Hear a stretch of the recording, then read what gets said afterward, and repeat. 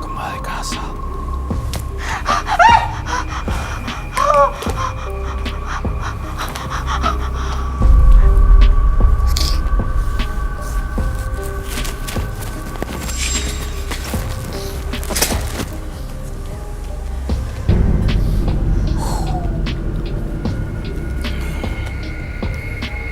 Kita sadarin dia.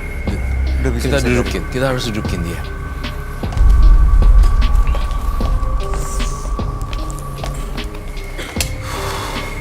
Oh, ibu duduk aja.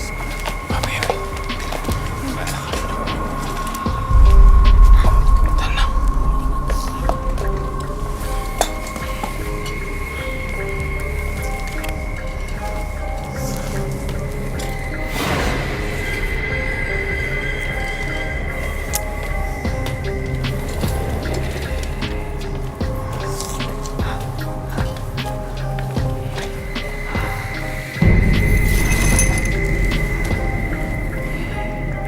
Begitu Jangan ngeliat lihat bayi lagi. muncul ya.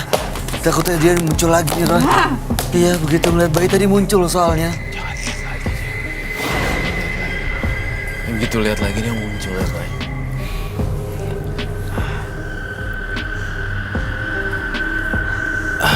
Saya ngambil kesimpulan satu hal. Bahwa Mbak Tisa ternyata diwarisi satu ilmu yang tidak bisa lepas dari orang tuanya. Orang tuanya. Warisan leluhur. Warisan leluhur dan saya nggak tahu bahasa ngilmu ya. Jadi ngilmu kemudian tidak bisa lepas, akhirnya turun ke orang tuanya punya orang tua, akhirnya itu Turun temurun. turun temurun. Berarti saat seorang ngilmu atau memperdalam ilmu hitam itu Iya. bisa jadi diwariskan ke generasi-generasi berikutnya gitu. Betul sekali. Dan kebetulan juga ternyata Mbak Tisa ada gangguan kejiwaan. Jadi match sama Lengkap. frekuensinya lengkap. Lengkap. Satu kasus yang langka ya, maksud Iya. saya ada memang beberapa kasus ngilmu jatuh ke cucu dan cicit-cicitnya, tetapi tidak ada sampai kasus penggigitan atau ini dia. Saya yakin setelah dia meninggal baru dia lepas. Berarti gak akan lepas selama hidupnya. Dia pokoknya jangan lihat ada bentuk bayi aja. Tapi nggak mana mungkin namanya hidup di masyarakat kan pasti ketemu bayi, Roy. Pastinya. Gimana caranya supaya dia bisa ngendaliin dirinya ya? That's why kenapa dia nggak boleh sendiri.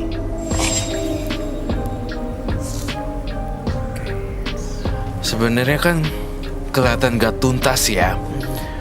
Tapi sebenarnya dia harus diobati juga secara medis dengan antidepresan. Dan juga saya nggak yakin dia bisa punya keluarga baru lagi. Iya, dia udah cerai sama suaminya yang laporin dia ke polisi. Jalan satu-satunya, saya nggak tahu ini bisa masuk gak ya ke otaknya Mbak Tisa untuk mempengaruhi Mbak Tisa. Apa, Roy? Sampai Mau nggak mau, dia punya ketakutan dan dia punya ambisi untuk kebaikan. Saya pengen dia ditemani dengan beberapa keluarganya untuk mengunjungi panti-panti asuhan dan menolongi banyak anak-anak, tapi di dalam pengawasan. nggak bisa dilepas Nggak mau sendiri. Ketemu Nggak, aku nggak sama mau. anak-anak atau dia malah langsung Gak histeris. Gak lagi. boleh. Dan salah satu solusinya yaitu kasih makan anak-anak yang terlantar. Oh, Tapi itu. harus ada yang nemenin. Jadi akan membuat dia berubah mindsetnya ngelihat anak kecil, anak bayi bukan makanan, bukan sesuatu yang harus dikorbankan gitu Bukan, ya. tapi justru lebih malah kayak disayang. sayang. Gitu. Banyak sekali di jalanan kita ngelihat anak-anak kecil walaupun bukan 2 bulan, 3 bulan, Ya. tapi ada kayak umur setahun, 2 tahun dibawa oleh ibunya ataupun mereka, aku nggak ya seperti itu. Dan harus menjalani terapi juga. Dengan cara seperti itu berangsur-angsur akan sembuh, Iya, akan baik lagi, iya. akan normal. Saya takutnya tuh satu hal, yang punya baby kan banyak. Kalau misalnya makhluk halusnya udah nggak suka sama Tisa, dia pasti merasuk ke baby orang lain ya. masuk ke neninya, masuk ke dalam jiwa yang jaga bayi gitu. Oh ini kan pindah nih. Saya khawatir di sini makanya nih ada yang punya baby. Saya ngeliat kekuatannya gede sih, bisa aja berpindah, dia sembuh jadi dia nggak bisa masuk lagi di sini. Jadi dia pindah ke orang yang punya bayi atau yang jagain bayi. Aduh,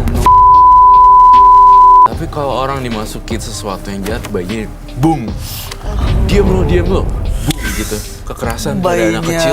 lagi rewel, orang tuanya nggak ada. Iya, maka itu kita itu makanya sangat-sangat kompleks sekali. Gimana supaya nggak kejadian kayak gitu, Roy? Kita beresin si Mbak Tisa juga, tapi kita juga tidak bisa melawan takdir bahwa warisan leluhurnya bisa pindah-pindah gitu loh. Dan tentunya kita juga harus punya kamera CCTV untuk mengawasi. Iya, untuk pengamanan ya. Untuk pengamanan. Berarti emang sekarang nih siapa yang menyaksikan tayangan ini yang punya baby memang harus tetap mengawasi anaknya, nggak bisa lepas begitu aja ya. Nggak Ke bisa siapapun itu. Iya.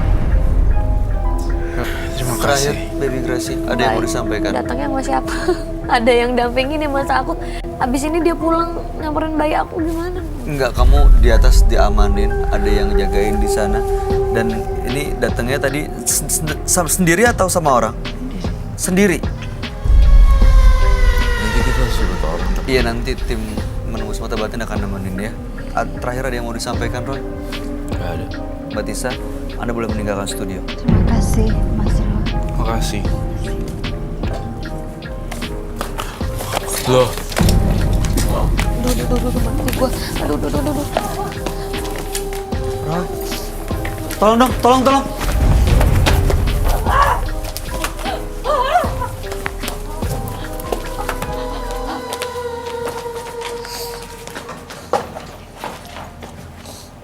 Gila, dia masuk lagi loh.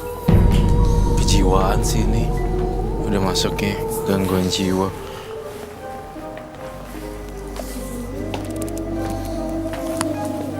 Wah, sakit jiwa. Seseorang bertanggung jawab atas takdirnya sendiri. Namun manusia juga diberi kemampuan untuk berubah menjadi lebih baik lagi nasibnya. Teruslah berbuat baik dan karma baik. Berikutnya akan hadir seorang perempuan yang mengaku memiliki ilmu guna-guna. Malam hari ini kami akan panggil dia dengan nama samaran. Kami persilahkan Titin.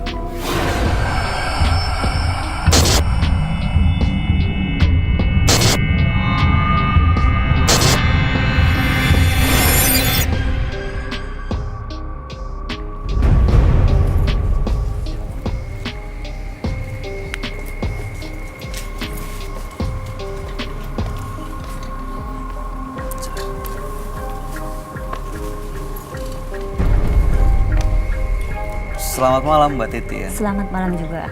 Apa yang Mbak Titin mau ceritakan pada kami?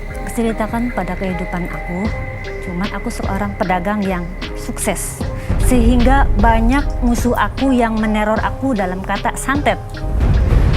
Waktu itu gatal-gatal di tubuh aku, cuman aku juga sama, bisa mengeluarkan santet itu. Dengan cara keilmuan aku yang aku miliki. Ternyata di situ ada sebuah benda. 1, kupu-kupu. 2, itu jarum sehingga membuat badan aku gatal-gatal banget di situ. Aku rasakan aku nggak bisa bakal tidur banget di situ. Sampai badanku terasa banyak korengnya. Itu yang membuat aku jadi begini. Musuh aku itu sungguh sangat kejam, tapi aku balas lagi dengan teror aku, santet aku. Oke. Aku juga bisa sama. Ya Mbak Titin tenang dulu ya ceritanya, jangan bawa emosi biar kita bisa nangkep gambarnya. Tapi Mbak Titin akhirnya mengirim balik santet. Iya, karena aku nggak terima. Iya, nggak terima dengan apa yang diterima ya, karena Mbak Titin juga dikirimin santet gitu ya Iya, sama Mbak, mereka. sampai suami aku meninggal dibikin sama dia. Oke, baik. Mengirim santet itu seperti apa kronologinya? Suami aku sama, berak-berak sampai 2 hari di rumah. 2 hari di rumah sakit. Mana mungkin aku bisa untuk berobat sama suami aku, sedangkan aku sebagai petani dan pedagang. Itu yang membuat aku jengkel. Aku balas dengan dia itu. itu.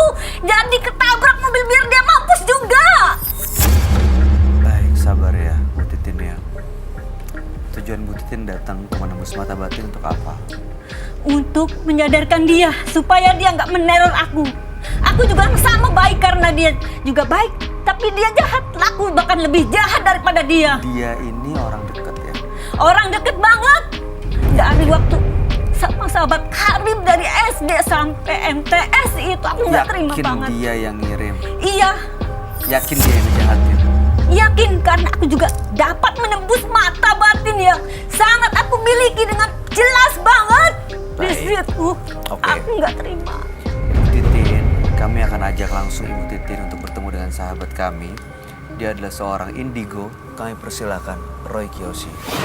Sebelumnya, tim Mata Batin sudah memberikan tanggal lahir dan nomor rumah partisipan kepada Roy Kiyoshi. Dengan mata batinnya, Roy akan membaca berdasarkan angka yang kami berikan.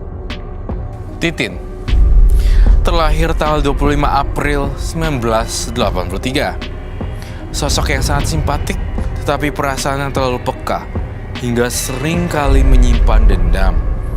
Mata batin saya melihat Titin mewarisi kekuatan mistis dari leluhurnya. Kekuatan itu akan sangat berbahaya jika dimiliki oleh orang yang salah.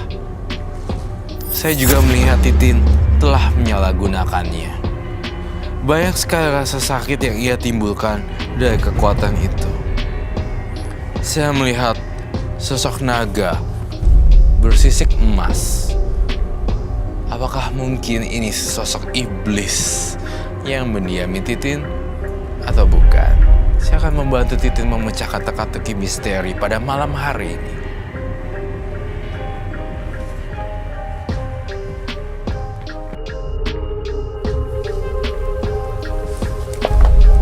Selamat malam.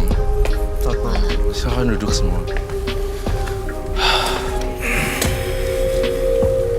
Saya tak kenapa ya, saya merasakan ketakutan yang luar biasa ketika saya datang hari ini di partisipan saya bernama Titin.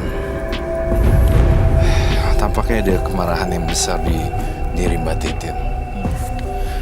Titin, lahir tanggal 25 bulan 4 1983. Mbak Titin ini pernah mendapat kiriman santet, tapi Mbak Titin juga membalas kiriman santet itu. Betul. Ya, dan malam hari ini sebenarnya ingin terlepas dari pengaruh santet.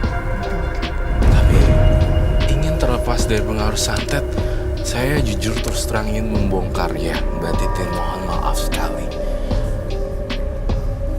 Saya ngerasa kamu juga pelaku mistis di sini. Yang sangat berat gitu, bukan ecek-ecek dan bukan receh untuk bermain guna-guna santet atau teluh yang di atasnya guna-guna gitu. Jadi saya ngerasain ini tuh parah sebenarnya. Jadi dia menguasai ilmu hitam juga ya. Jadi sebenarnya saya tuh bisa bilang, maaf di meja kejujuran di Bundar ini, kamu juga adalah pelaku mistis. Dan entah kenapa kamu juga bermain playing victim atau merasa menjadi korban seolah-olah. Oh. Tapi kamu sendiri punya kekuatan yang dahsyat tanpa belajar ataupun, iya kan? Iya, Tanpa belajar. tanpa belajar cuma dari keturunan aku juga. Karena keturunan dan warisannya sangat kuat sekali, Bayu. Jadinya Aku juga di sana udah buka terapi di batin orang. Aku juga punya pusaka namanya Naga Pesona. Itu berasal dari daerah Pusaka Negara Kabupaten. Di situ cuman aku buka praktek Pusaka? di ini. Naga Pesona, Desa Pusaka Negara, makanya simbolnya naga. Buat satu intinya kewibawaan, pengasihan dan pengobatan. oke. Saya oke. Mbak Titin, waktu dikirimin santet, apa yang dirasa di badan? Boleh ceritain lagi nggak ke kami? Awalnya rasa panas auranya. Ketika itu aku juga dari kecil sampai sekarang gak makan nasi. Di situ makanya memang teror yang masuk bakal keluar lagi. Oke, setelah mendapatkan santet itu apa yang efeknya seperti apa? Ada sesuatu yang keluar dari badan selain makanan? Iya, Apa? panas terus gelisah, rumah tangga juga jadi cepet berantem, nggak bakal akur. Nah di situ bikinan orang yang kejam banget sama aku. Yang ngirim siapa? Temen karib aku Udah, dari SD. udah ada buktinya. Ada, sampai sekarang juga masih neror aku. Sehingga aku nggak menstruasi selama 15 tahun. 15 tahun gak menstruasi? Menstruasi, rahim aku juga sakit banget Pak. Masalahnya ini yang bertubi-tubi, jadi aku dendam saja gitu kan. Karena aku juga punya kepikiran sedikit. Tapi masih usia yang normal untuk menstruasi. Aku 35 umurnya, lahiran 83 di situ. Makanya juga badan aku juga sampai terasa panas. Sampai sekarang juga bikin dia terus. Mbak Titin lalu tahu orangnya yang ngirim Tahu. dan Mbak Titin kirim balik. Iya, Apa yang terjadi sama orang itu? kirim balik kadang-kadang dia suruh jatuh dari motor. Motornya juga dia mau beli, aku hilangin. Hilang langsung motornya. Aku nggak terima masalahnya. Dia mau Udah beli suami motor, aku meninggal, aku juga nggak bisa tenang, hidup aku nggak bisa tenang. Anak aku juga dibikin sama dia sakit perut berbulan-bulan. Kata dokter juga ini non medis. Masalahnya anak tunggal aku juga sama digituin. Anak yang pertama aku anaknya 2 kan, perempuan semua. Baik. Sampai sekarang makanya Kembali aku balas lagi, dendam. Mbak Titin, pertanyaan saya. Setelah Mbak Titin mengirim santet Iya. ke orang itu, apa yang terjadi dengan orang itu? Orang itu juga tahu karena dia kemungkinannya ke paranormal karena dia nggak bisa. Cuman dia ada tanda isyaratnya dia deketin aku, tahu gak gitu isyaratnya. Cuman tetap kalau bicara sih kayak yang sama ini begini kayak yang akur. Normal. Iya, gitu. Tapi dia Cuman baik-baik ngedek aja terus, setelah baik-baik dikirimin aja, santet sama iya. Mbak Titin. Iya, tetap Berarti santetnya nggak kena dong? kena tetap. Yang namanya rekan bisnis kan kayak semacam akur tapi nggak akur gitu kan, berbalik arah. Kadang-kadang lu orang bisnis bangkrut lu ya, apa punya apa lu, aku juga 1 miliar, kamu modalnya paling 100 juta kan di situ. Aku diejak sampai situ, aku juga nggak akur lagi, terus akur lagi. Oke. Gitu. Balik lagi ya Mbak Titin. Saya mau ditegasin sekali lagi. Bukannya saya mau ulang-ulang pertanyaan, tapi saya mau memastikan. Permasalahannya apa sih sampai Mbak Titin datang ke Menembus Bata Batin? Permasalahannya biar dia juga tahu, aku begini juga dia tahu gitu kan, biar marah aku juga dia langsung positifnya langsung lebih baik lagi, nggak ngarah ke aku lagi. Itu aja. Karena juga aku juga sama tetap capek diginiin terus. Aku juga sama. Karena apa ya awalnya gara-garanya? Itu karena kan aku dagang. Dagangan aku kan Saingan laris. dagang. Iya, dagang aku kan laris, dagang buah. Di situ Oh, jadi masalahnya. sirik dagang buah, Nah, jadi di situ. malah kirim-kiriman santet. Nah, iya, di situ. Oh. Oke, baik. Oke. Tadi sempat mention sosok naga ya. Iya, Saya melihat juga dari pikiran saya sosok naga tapi berkulit bersisik warna kuning. betul. Oh iya? Iya. Kalau pernah lihat ya? Iya. Mbak Titin ini memang kecil-kecil, bukan kecil, maksud saya secara Figur, fisik memang tidak bisa diremehkan ya. Memang terlihat mungil, kecil dan terlihat tidak arogan, namun menyimpan banyak sekali misteri dan pengalaman-pengalaman supernatural yang di luar akal sehat. Itu yang saya maksud. Dan ini tuh sosok kayak ya memang seperti naga, tetapi dia ada ini yang saya lihat, tapi dia berwarna agak-agak kuning. Iya. Ini semacam siluman. Iya. Itu sih yang saya lihat. Dan Warnanya kayak yang herannya emas gitu lagi, si Mbak Titin udah tahu ya tentang sosok ini ya. Tahu. Pernah ketemu Iya, di pusaka negara. Di pusaka. di Cuman- pusaka negara. Iya, cuman kalau dia berwujud itu kakek-kakek pakainya baju komboran, maksudnya hitam kayak baju petani, cuman dia pakai ikat.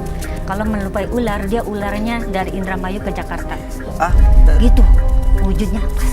Betul iya, begitu. Terus juga kayak berlendir. Oh, oke. Iya, betul begitu. Aduh, saya tiba-tiba sekat kesini Roy. Oke, Kamu mungkin itu ada. kamu gambar apa? Emang Iya. ada sosok gaib yang memang datang di belakangnya Mbak Titin ini ya? Iya,